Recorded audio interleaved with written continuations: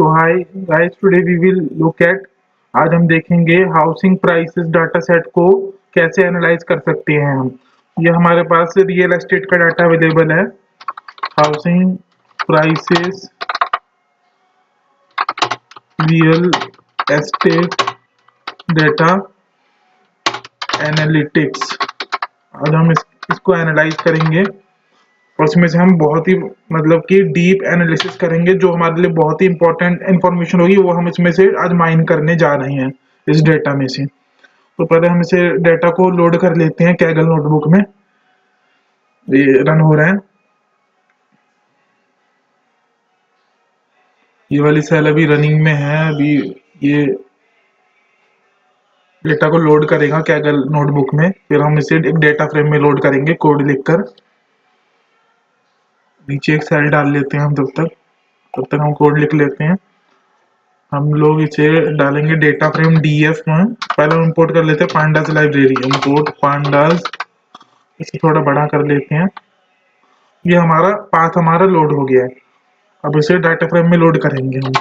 Import pandas SPD. यहाँ पर DF data frame हम बना रहे हैं। इसमें हम पीडी डॉट रीड सीएसवी, इसे हम कॉपी कर लेते हैं। यहाँ पर इसे पेस्ट करके लोड कर लेते हैं डेटा को। डेटा लोड हो गया डीएफ में। अब डीएफ डेटा फ्रेम हम अपना देखते हैं। ये हमारा डेटा है। 0 से लेकर टोटल 545 रोज हैं, 11 कॉलम्स हैं। प्राइस हो गया हमारे पास। प्राइस है, एरिया है, बेडरूम्स है, बाथरूम्स है, स्टोरीज है, मेन रोड है, गेस्ट रूम है, बेसमेंट है, हॉट वाटर हीटिंग है या नहीं है वो हमें बता रखा है। और उसके बाद यहाँ पर एयर कंडीशनिंग है या नहीं, पार्किंग कितनी है, पर प्रेफर्ड एरिया यस नो है, फर्निशिंग स्टेटस है, फर्निश्ड, सेमी फर्निश्ड, अनफर्निश्ड।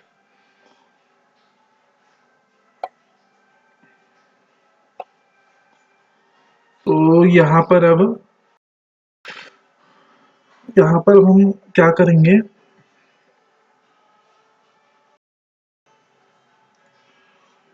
यहाँ पर हम इसे लिख लेते हैं df डॉट डी टाइप्स। यहाँ पर हम देख सकते हैं हमारे इंटीजर डेटा टाइप है। ये भी इंटीजर डेटा टाइप है। ये हम देख सकते हैं यहाँ पे stories, main road, guest room, basement, hot water heating, air conditioning और प्रेफर्ड एरिया। इसमें यस और नो वैल्यूज हैं सारे कॉलम्स में। तो इसे हम यस को 1 कर देते हैं, नो को 0 कर देते हैं, ताकि हम न्यूमेरिकल फॉर्म में डाटा को ट्रेन करने में यूज कर सकें। क्योंकि अभी यस नो को हम नहीं यूज कर सकते ट्रेन करने में, हमें नंबर चाहिए। तो यस को हम 1 बना देंगे, नो को हम 0 बना देंगे इन सारे कॉलम्स में। और फर्निशिंग स्टेटस को हम इसे डमी वैल्यूज इसकी निकाल लेंगे। वो मैं आपको शो करूंगा कैसे करेंगे हम फर्निशिंग स्टेटस को। पहले हम यस नो वाला कर लेते हैं, जो कॉलम्स हैं ये एयर कंडीशनिंग वगैरह जो भी हैं ये। तो उसके लिए हम क्या करेंगे, लिखेंगे DF dot columns. DF dot columns हमने लिख दिया। और हम यहाँ पर देखेंगे यस नो हमारा स्टार्ट हो रहा है मेन रोड से। तो मेन रोड वाला हम यहाँ से इधर से कॉपी करेंगे। हम इसे यहाँ पर एयर कंडीशनिंग तक कॉपी कर लेंगे, यहाँ पेस्ट कर लेते हैं। और यहाँ पर अब हम लिख लेते हैं पार्किंग। तो हमारा दूसरा कॉलम हो गया, जैसे 1 पार्किंग है, 2 पार्किंग है, 3 पार्किंग है। इसमें यस नो नहीं है, प्रेफर्ड एरिया में यस नो है। यहाँ पर हम इसे पेस्ट कर देते हैं और कोट्स में डाल देते हैं। तो ये हमारे यस नो वाले कॉलम है जिन्हें हमें मैप करना है 1 और 0 में।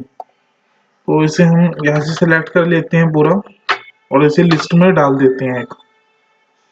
आई होप लिस्ट में डल गया है। हाँ, लिस्ट में डल गया है ये। यहाँ पर हम क्या करेंगे, फॉर लूप चलाएंगे फॉर कॉलम इन दिस।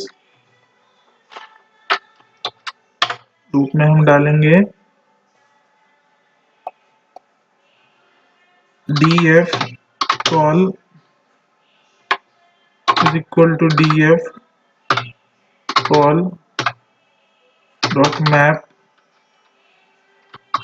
यहाँ पर हम कर देंगे yes, वैल्यूज को हम कर देंगे 1 एंड नो वैल्यूज को हम कर देंगे 0। इसे रन करते हैं। वैलिड सिंटैक्स यहाँ पर क्या हो रहा है, इनवैलिड सिंटैक्स।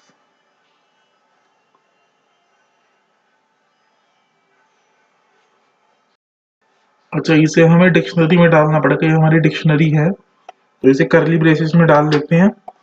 अब रन करते हैं, अभी रन हो गया होगा, अभी रन हो गया यहाँ पर। अब हम देख लेते हैं यहाँ पर डीएफ हमारा ट्रांसफॉर्म हुआ या नहीं। यहाँ पर हम देख सकते हैं ये सारे 10 में हो गए, मेन रोड से 10 गेस्ट रूम 10। पहले ये क्या थे, पहले ये सारे यस नो थे, अब वन यस वाले 1 हो गए, नो वाले 0 हो गए, यहाँ पर हम देख सकते हैं। अब हमारे पास ये है फर्निशिंग स्टेटस, अब इसे भी हमें डमी वैल्यूज में लाना है। हम इसे क्या करेंगे, जैसे फर्निशिंग स्टेटस में 3 वैल्यूज हैं, फर्निश्ड, अनफर्निश्ड और सेमी फर्निश्ड। इसे हम 3 कॉलम्स बना लेंगे इसके फर्निशिंग स्टेटस के। पहला कॉलम फर्निश्ड, दूसरा अनफर्निश्ड, तीसरा सेमी फर्निश्ड।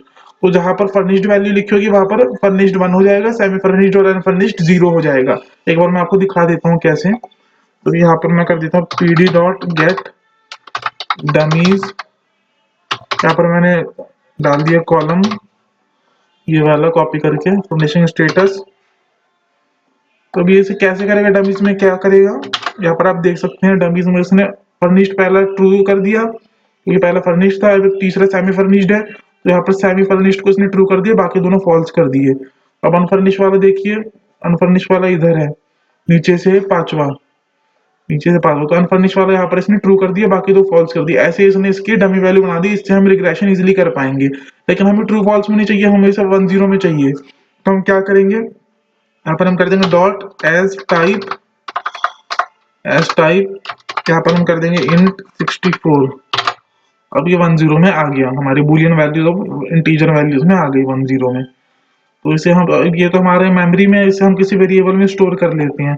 मान लीजिए हम इसे कर लेते हैं डमीज वेरिएबल में स्टोर कर लेते हैं, ये हमारे डमीज वेरिएबल में स्टोर हो गया। अब यहाँ पर हम क्या करेंगे, हमारे पास डमीज, अब आप देख सकते हैं ये आ गया हमारे पास डमीज, ये हमारे पास डमीज वैल्यू आ गई। अब इसे हम डेटा फ्रेम को कॉन्केटनेट कर देंगे, वाले को जोड़ देंगे इस डेटा फ्रेम में डीएफ में। तो इसके लिए हम क्या करेंगे, यहाँ पर हम कर देंगे पीडी डॉट कॉन्केट, लिस्ट में हम डेटा फ्रेम डालेंगे डीएफ और डमीज, फिर हम यहाँ पर एक्सिस कर देंगे 1 ताकि हमें कॉलम्स में अटैच हो। यहाँ पर इसे देखते हैं क्या कर रहा है इसने यहाँ पर कर दिया है इसे कॉन्केट, यहाँ पर या जुड़ गया है यहाँ पे। इसे अब हम स्टोर कर लेते हैं एक वेरिएबल में, इसे हम कर रहे हैं डीएफ में स्टोर कर लेते हैं, वहाँ पर डीएफ में ये स्टोर हो गया। यहाँ पर डीएफ में हम देखते हैं इसे, डीएफ में यहाँ पर हमारा वो शो हो रहा है, ये हमारे शो हो रहा है। अब डीएफ में हम ये कॉलम ड्रॉप करना चाहते हैं फर्निशिंग स्टेटस, क्योंकि इसकी हमने वैल्यूज यहाँ पर स्टोर कर ली है इन 3 कॉलम्स में, तो अब इसकी कोई नीड नहीं है फर्निशिंग स्टेटस कॉलम की। तो इसे हम कॉपी कर लेते हैं यहाँ से, यहाँ पर हम डाल देंगे डीएफ डॉट ड्रॉप, यहाँ पर हम डाल देंगे कॉलम्स इक्वल टू लिस्ट में हम डाल देंगे इस कॉलम का नाम, ये स्पेलिंग गलत हो गई यहाँ पे, कॉलम्स, और यहाँ पर हम कर देंगे कॉमा एक्सिस इक्वल टू 1, तो यहाँ पर हम कर देंगे in place equal to true. ये रन करने के बाद अब डीएफ में से वो रिमूव हो जाएगा, ये कॉलम फर्निशिंग स्टेटस, अब देख सकते हैं यहाँ पे आगे करके फर्निशिंग स्टेटस रिमूव हो गया, और ये उसकी वर्निश वैल्यू फर्निशिंग स्टेटस की इन 3 कॉलम्स में हमारे पास आ गई है। ये हमारे यहाँ पर 15 कॉलम्स होगी, 545 रोज हो गई। अब हम क्या करेंगे, अब हम इसमें एक्स और वाई वैल्यूज बनाएंगे। एक्स वाई वैल्यू में हम प्राइस ले लेंगे। पहले हम क्या करते हैं, इसमें प्राइस को हम क्लासिफिकेशन कर देते हैं, इसमें लो price, medium price, high price में। तो उसके लिए हम क्या करेंगे, क्लासिफिकेशन करने के लिए डेटा के पैटर्न को हमें समझना पड़ेगा। उसके लिए हम क्या करेंगे, यहाँ पर हम लिखेंगे प्रिंट, यहाँ पर हम लिखेंगे DF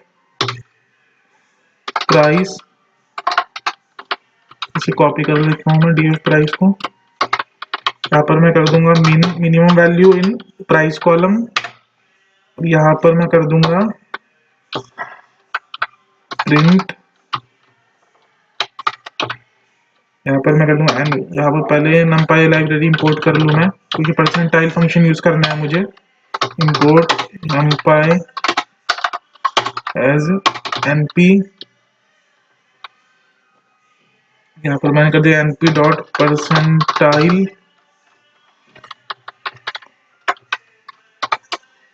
np dot percentile df price, यहाँ पर परसेंटाइल मुझे चाहिए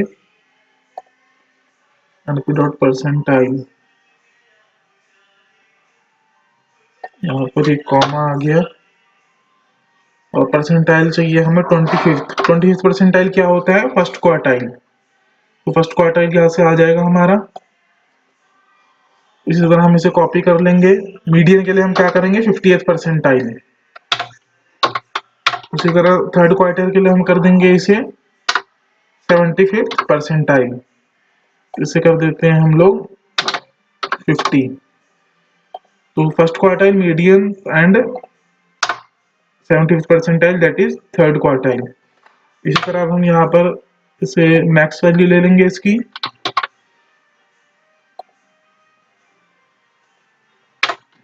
यहाँ पर हम कर देते हैं इसे मैक्स, इसे रन करते हैं। तो यहाँ पर हमारे पास मिनिमम प्राइस है 170, मतलब कि 1.75 million, 3.43 million, 4.34 million, and third quartile is 5.74 million, and maximum price in this data set is of the house is 13.3 million is the maximum price। तो अब हम यहाँ पर क्या करेंगे, इसे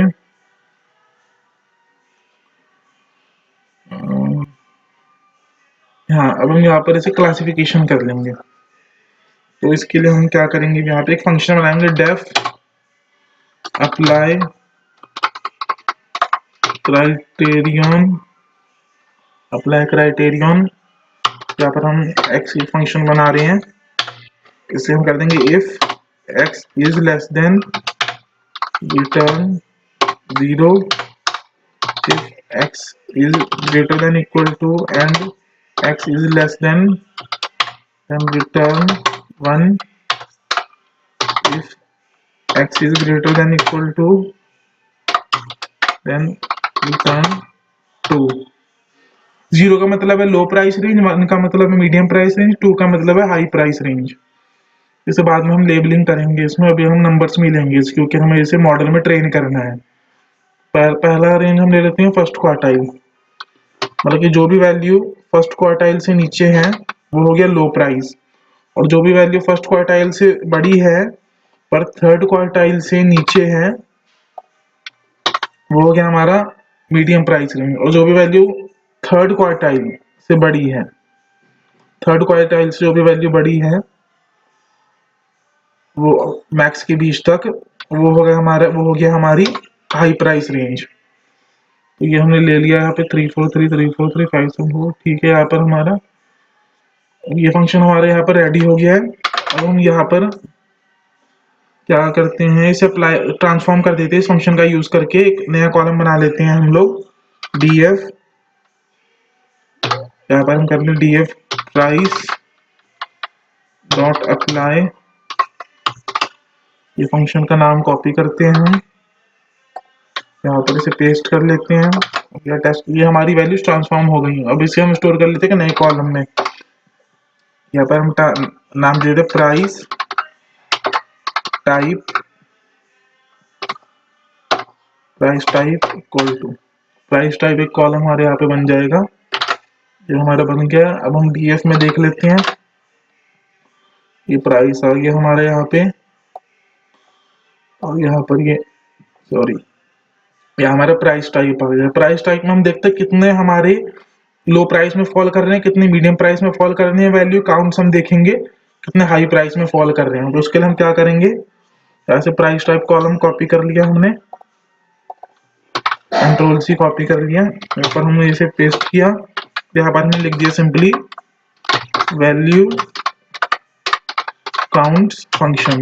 यहाँ पर हमें दिख गया लो प्राइस में हमारे फॉल कर रहे हैं 131 वैल्यूज, एंड मीडियम प्राइस में कर रहे हैं 273 वैल्यूज, एंड हाई प्राइस में कर रहे हैं हमारे 141 वैल्यूज। तो ये लगभग हम देख सकते हैं लगभग 50% वैल्यूज मीडियम प्राइस में, 25% लो और हाई प्राइस में है वैल्यूज। तो यहाँ पर हमारी इस तरह से हमने क्लासिफाई कर लिया है। अब हम क्या करें, हम अपने मॉडल को ट्रेन करेंगे, हम उससे प्रिडिक्ट करेंगे कि कितनी एक्यूरेसी आ रही है हमारे मॉडल में, और फिर हम निकालेंगे कि फीचर इंपॉर्टेंस क्या है। मतलब कि अगर हमारा मॉडल 90% से ऊपर एक्यूरेसी लेके आ रहा है तो हम ये बता सकते हैं उसमें फीचर इंपॉर्टेंस निकाल के कि कौन सा कॉलम सबसे ज्यादा अफेक्ट कर रहा है, कि हाउस मतलब कि कौन सा कॉलम हमें, कौन से कॉलम का यूज करके, कौन से टॉप 3 या टॉप 1 कॉलम का यूज करके हम बता सकते हैं कि वैल्यू देख के उसकी कि हमारा जो हाउस है वो लो प्राइस में फॉल करेगा, मीडियम प्राइस में या हाई प्राइस में। ये आप अभी आपको समझ में आएगा और क्लियर आगे आप देखेंगे तो मैं करके दिखाता हूँ। तो यहाँ पर अभी हम एक्स के अंदर हम ले लेंगे डी एफ डॉट एक्स और वाई एक्सिस के कॉलम से हम यहाँ पर बनाएंगे मॉडल ट्रेन करने के लिए। D F dot drop columns यहाँ पर इक्वल टू लिस्ट के अंदर हम डालेंगे। यहाँ पर हम ले लेंगे एक्सिस इक्वल टू 1, यहाँ पर हम ले लेंगे y equal to D F price type, यहाँ पर हम ले लेंगे प्राइस, यहाँ पर आ जाएगा प्राइस टाइप। तो एक्स वैल्यूज में हम सारे कॉलम्स ले लेंगे एक्स एक्सिस में, सिर्फ प्राइस और प्राइस टाइप कॉलम को छोड़ के, और वाई वैल्यूज में वाई एक्सिस में हम ले लेंगे सिर्फ प्राइस टाइप कॉलम। इसे रन करते हैं अब हम, ये हमारा रन हो गया। अब हम एक्स में देखते हैं एक्स में क्या वैल्यूज आई हैं। एक्स में हमारा एरिया, बेडरूम, ये सारी चीजें आई हैं। आगे करके देख सकते हैं ये सारी चीजें हमारी आ गई हैं एक्स में, जिसपे मॉडल ट्रेन होएगा। और वाई में हम देख लेते हैं, वाई में हमारा क्या क्या आया है। वाई में हमारा आ गया है ये हमारा जो क्लासिफिकेशन थी कि low price, zero zero, one price, medium, two, high price range, इस तरह से हमारा आ गया।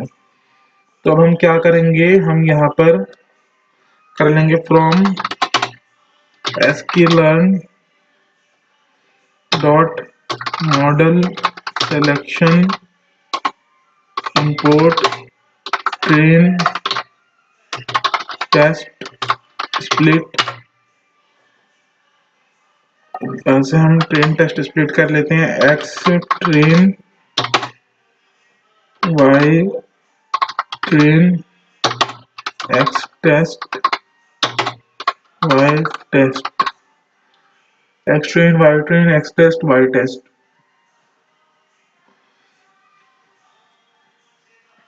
अब यहाँ पर हम क्या करेंगे,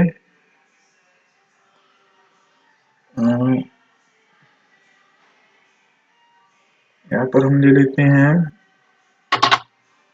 ट्रेन टेस्ट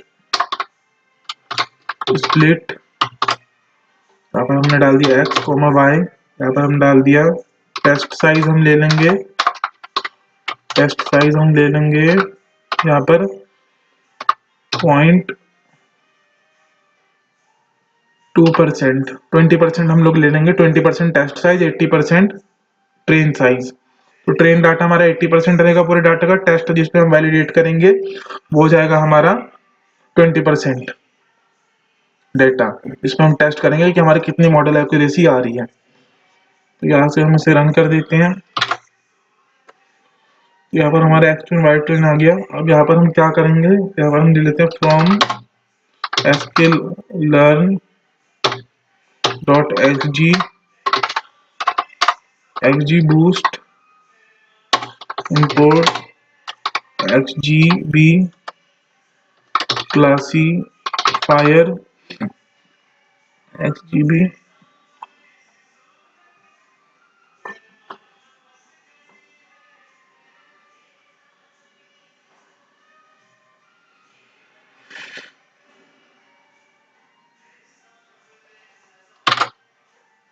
यहाँ पर ये कुछ सिंटैक्स में गलती आ रही है।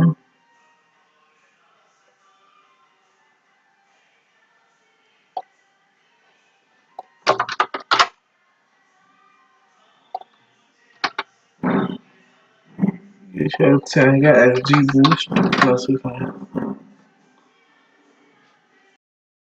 और ये from XG boost import XGB classifier.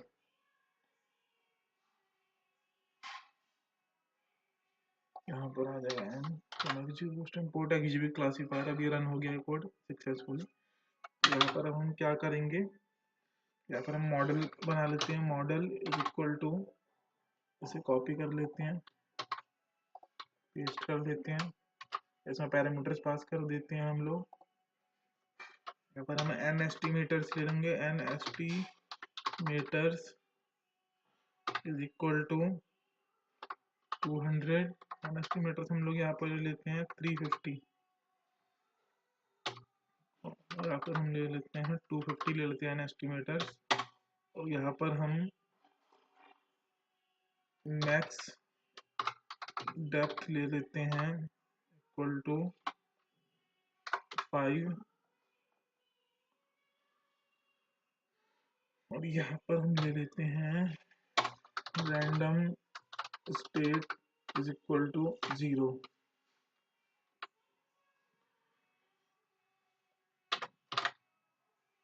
ये मॉडल हमारे यहाँ से रेडी हो गया है। अब यहाँ पर हम क्या करते हैं, मॉडल डॉट फिट, इसके नीचे ही लिख लेते हैं हम लोग मॉडल डॉट फिट। यहाँ पर हम कर देते हैं एक्स ट्रेन वाई ट्रेन। और यहाँ पर अब हम इंपोर्ट कर लेते हैं from SK learn dot metrics import accuracy score. यहाँ पर इसे कॉपी कर लेते हैं, यहाँ हम इसे पेस्ट कर देते हैं। इसके अंदर हम पहले एक्चुअल वैल्यूज डालेंगे, वाई टेस्ट वैलिडेट करेंगे हम इसे। और यहाँ पर हम इसकी हाइपोथेसिस डाल देंगे। हाइपोथेसिस मतलब कि एक्स टेस्ट का प्रिडिक्शन। उसके लिए हम क्या करेंगे, यहाँ से हम कॉपी करेंगे मॉडल, यहाँ पेस्ट करके हम कर देंगे मॉडल डॉट प्रिडिक्ट।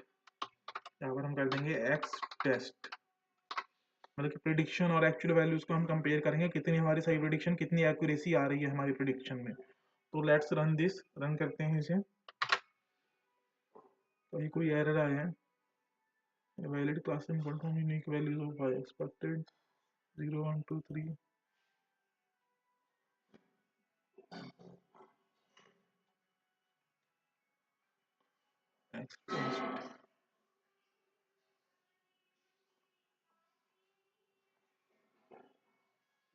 ये एरर आ रहा है, हमारा मॉडल डॉट फिट में आ रहा है x train Y train.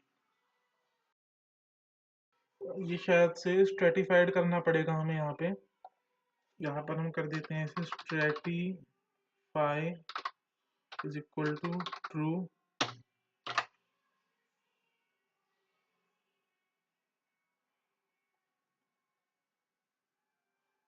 Sorry, यहाँ पर नहीं, यहाँ पर इसे करना पड़ेगा stratify is equal to true.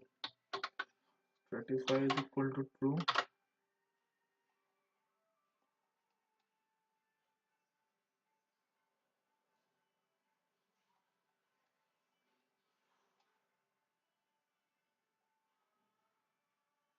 Stratify पर हमारा आएगा stratify is equal to Y. Y value पर हमें स्ट्रेटिफाई करना है यहाँ पे वाई कॉलम पे। तो इसे हम रन कर देते हैं। अब हमारी मतलब कि वाई ट्रेन और वाई टेस्ट में दोनों में मतलब कि बराबर क्लासेस आ जाएंगे, मतलब कि बराबर प्रोपोर्शन में। मतलब कि ऐसा नहीं है कि ट्रेन डाटा में हमारे पास वन जो मीडियम वैल्यू है, one medium price range value है, वन वैल्यू जो है वाई ट्रेन में वो मतलब कि 70% है, और वाई टेस्ट में वो 0% है ही नहीं। अब ऐसा नहीं होएगा, क्योंकि शफलिंग होती है तो कुछ भी रैंडम आउटकम आ सकता है। लेकिन हमने स्ट्रेटिफाई कर दिया तो वो इक्वली डिवाइड हो जाएगा, कोई दिक्कत नहीं रहेगी। अब हम इसे रन करते हैं यहाँ पे मॉडल को, अभी भी वही एरर आ रहा है। यार invalid classes input from unique values of Y को रन करके देखते हैं।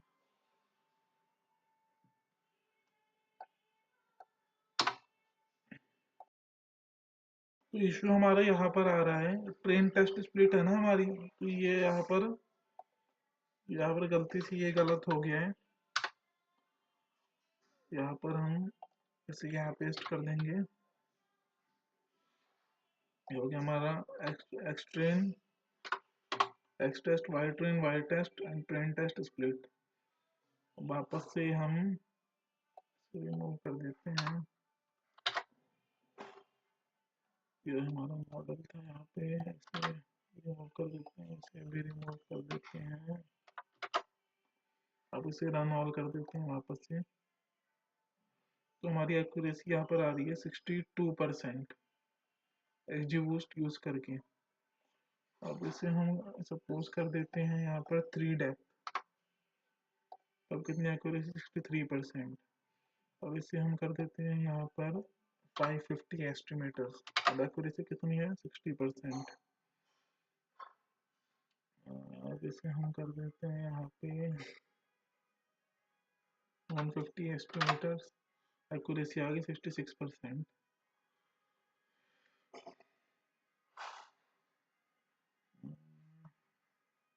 एक्यूरेसी हमारी 66% आ रही है।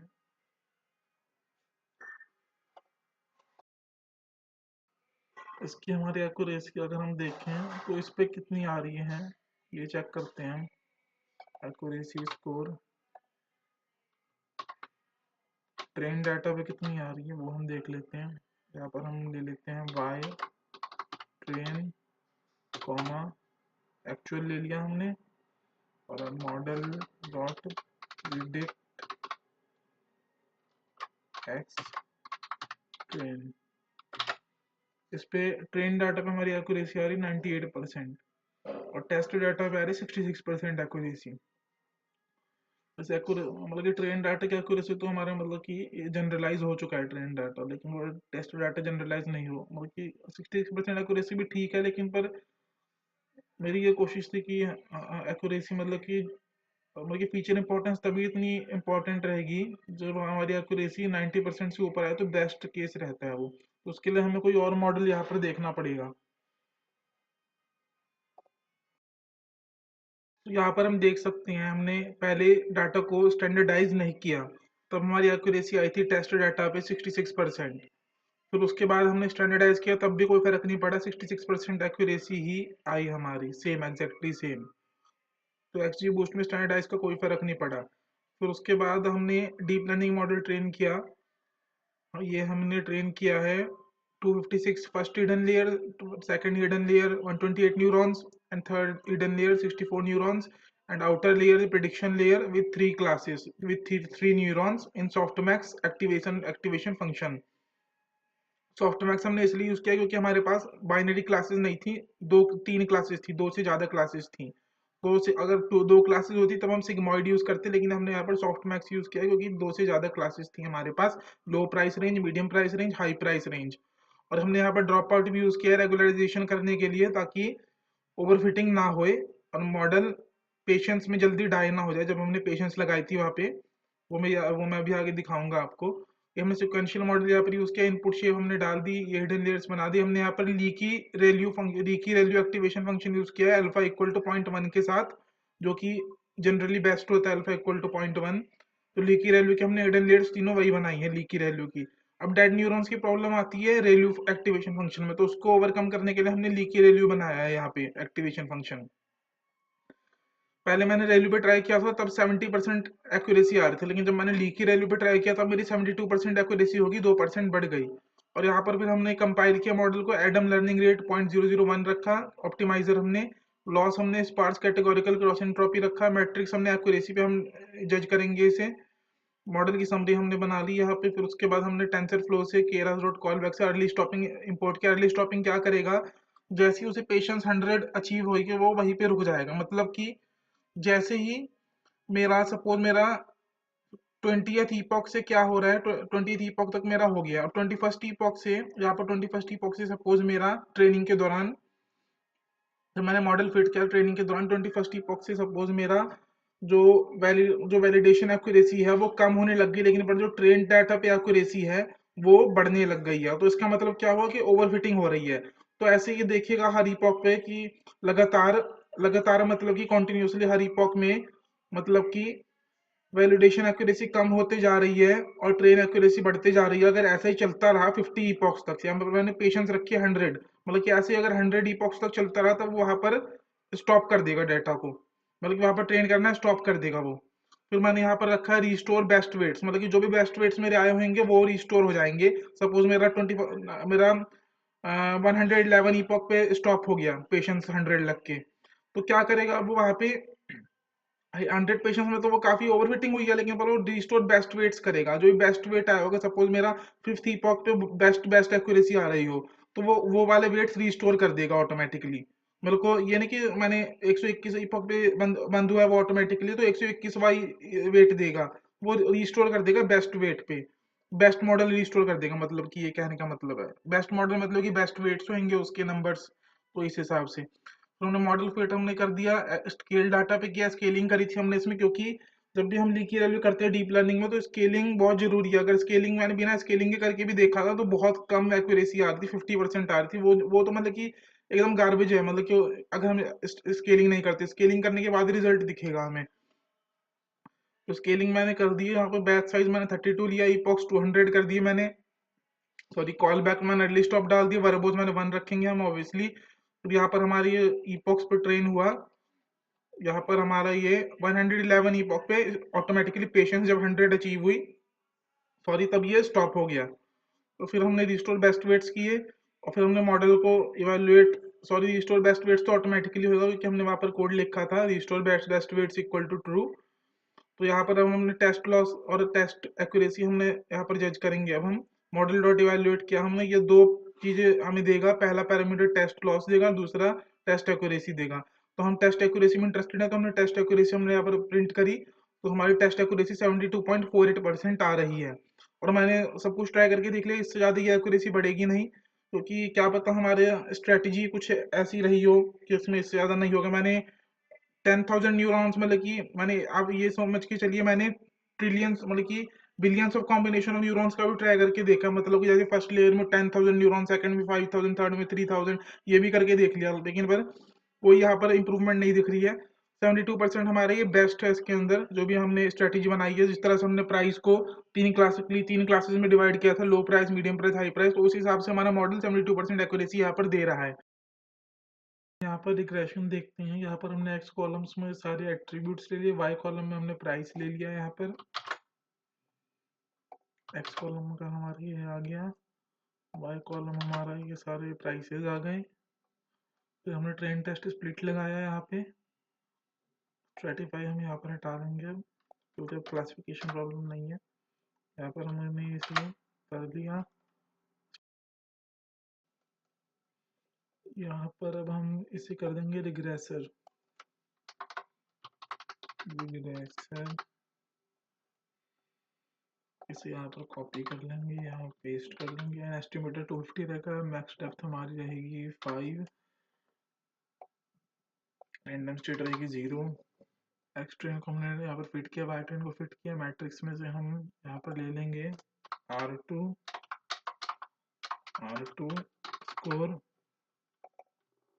कॉपी किया हमने, यहाँ पेस्ट किया। Actual value Y test, predicted value model dot predict X test. यहाँ पर हम इसे रन कर देते हैं। तो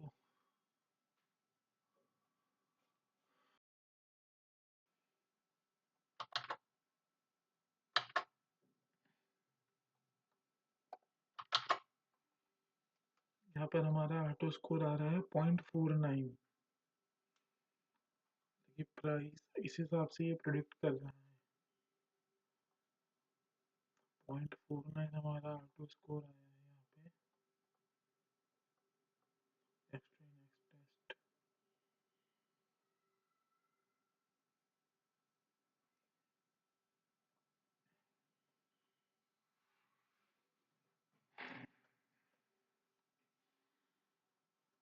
अगर हम इसे extra random forest classifier random forest regressor से करके देखें। From sklearn dot ensemble import random forest regressor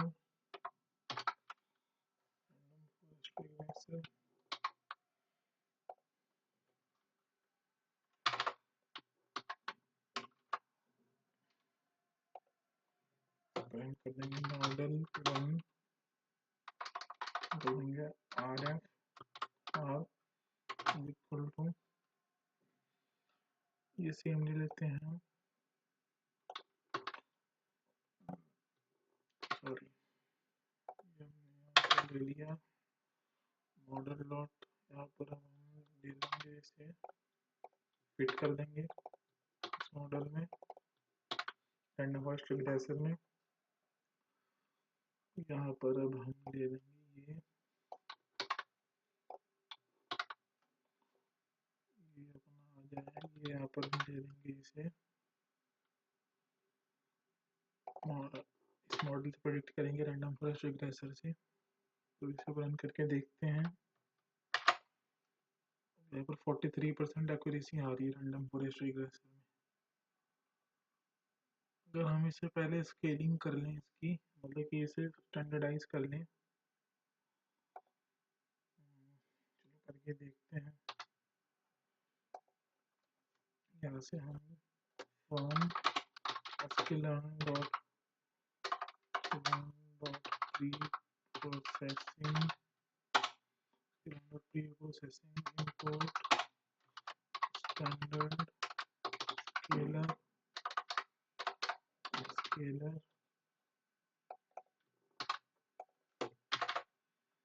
scalar equal to, हमने क्लास ऑब्जेक्ट बनाया है इसका, यहाँ पर हम एक्सट्रेन को कर देंगे और एक्स टेस्ट को कर देंगे। हमने दिया स्टैंडर्ड स्केल, यहाँ पर हम दिया स्केलर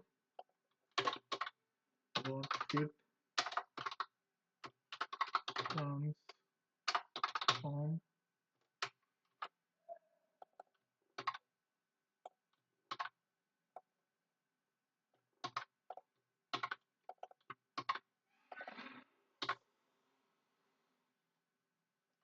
से रन कर देते हैं।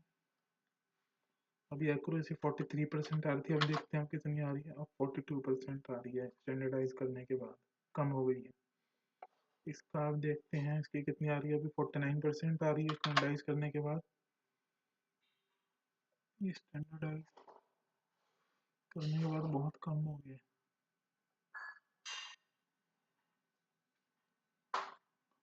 मैट्रिक्स इंपोर्ट R2 स्कोर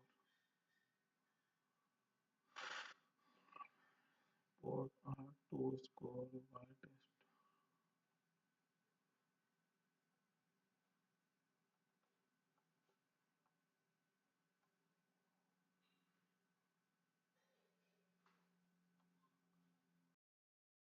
पर मैंने जो दिखाया है वो ये है कि स्टैंडर्डाइजेशन की जरूरत नहीं पड़ती है ट्री बेस्ड मॉडल्स में। XGBoost और हमारा क्या कहते हैं इसे रैंडम फॉरेस्ट, ये ट्री बेस्ड मॉडल्स हैं। इनमें क्या होता है, थ्रेशोल्ड चेक होता है, तो इसमें स्टैंडर्डाइजेशन की जरूरत नहीं होती है। हमारे ensemble मॉडल्स हैं, बूस्टिंग मॉडल्स हैं, तो इसमें स्टैंडर्डाइजेशन की जरूरत नहीं पड़ेगी क्योंकि ट्री बेस्ड मॉडल्स होते हैं। ये इस तरह से क्लासीफाई भी करते हैं और डिग्रेशन भी करते हैं। Tree based regressors, tree based classifiers हो कह सकते हैं हम इन्हें। तो इस हिसाब से इसमें नहीं जरूरत पड़ेगी हमें स्टैंडर्डाइजेशन की। तो बिना स्टैंडर्डाइजेशन के हमारा जो 42% आ रहा था रैंडम फॉरेस्ट रिग्रेसर में, और बिना स्टैंडर्डाइजेशन के हमारा XGBoost में आ रहा था 49%। तो डीप लर्निंग का मॉडल हमने ट्रेन किया तो उसमें हमारी एक्यूरेसी आ रही थी 72%। डीप लर्निंग का हमने यूज किया था लीकी रेल्यू एक्टिवेशन फंक्शन से सिग्मॉइड फंक्शन का यूज करके। ऑब्वियसली फॉर 3 क्लासेस हम सिग्मॉइड फंक्शन यूज करेंगे। तो उस हिसाब से 72% एक्यूरेसी हमारी उसमें आई थी। अगर हम इसमें देखना चाहें कि हमारा फीचर इंपॉर्टेंस क्या है, तो फीचर इंपॉर्टेंस एयर कंडीशनिंग सबसे ज़्यादा मैटर करती है प्राइस पे। अगर एयर कंडीशनिंग होगी तो प्राइस ऑब्वियसली ज़्यादा होगा। और अगर अनफर्निश हुआ तब ये तो शायद से यहाँ पर थोड़ा मिसमैच हुआ है क्योंकि एक्यूरेसी कम थी। अनफर्निश हुआ तो प्राइस तब भी, हाँ तब अनफर्निश हो तो प्राइस कम हो सकता है, इसलिए यहाँ पर ये मैटर कर रहा है। मतलब कि एयर कंडीशनिंग अगर हुई तो प्राइस बहुत ज़्यादा ही होगा, तो ये मैटर करेगा सबसे ज़्यादा। उसके बाद अनफर्निश सबसे ज़्यादा मैटर करेगा, अनफर्निश हो तो प्राइस ऑब्वियसली बहुत लो होगा। और उस तरह से बेडरूम्स तो कम ज़्यादा होंगे तो प्राइस भी कम ज़्यादा होएगा ही, बाथरूम्स के हिसाब से भी होएगा। फिर उसके बाद फिफ्थ नंबर पे सबसे ज़्यादा मैटर करता है पार्किंग, पार्किंग मैटर करता है, ठीक है। और फिर फर्निश हुआ तो फर्निश का भी कम इफेक्ट है क्योंकि सिक्स रैंक पे है ये, तो इसका भी कुछ इफेक्ट है। फिर ये अब guest room, stories, basement, main road, ये सब बाद की देखने वाली चीजें हैं क्योंकि इसमें ये रैंकिंग बहुत कम है फीचर इंपॉर्टेंस में इसमें। तो ये हमारा हो सकता है यहाँ पर।